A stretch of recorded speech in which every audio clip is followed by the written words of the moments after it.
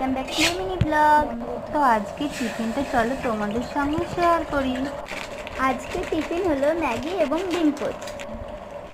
তো আমরা এখানে গ্যাসটি জ্বালিয়ে নিয়ে বসিয়ে দিয়েছি একটি পাত্র, যার উপরে দিয়ে দিয়েছি জল। জলটি গরম হয়ে আসার পর দিয়ে দিলাম ম্যাগি। ম্যাগিটা হালকা সেদ্ধ হয়ে আসার পরেই দিয়ে দিলাম ম্যাগি মশলা।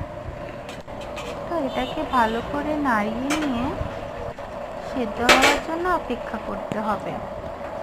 ক্যামেরা সোজা কর। তো ম্যাগিটা হয়ে গেছে। এবারে ফ্রাইং প্যানটার উপরে দিয়ে দিলাম সরষের তেল। এর উপরেই দিয়ে দেবো ডিম। ডিমটার উপর দিয়ে দিলাম স্বাদ মতো নুন। তো এখানে ডিমটাও হয়ে এসেছে। ম্যাগিটা প্লেটে তুলে নেব। ডিমটাও তুলে নিলাম প্লেটে। উপরে দিয়ে দিলাম কিষান সস। দেখতে সুন্দর লাগছে, খেতেও সুন্দর।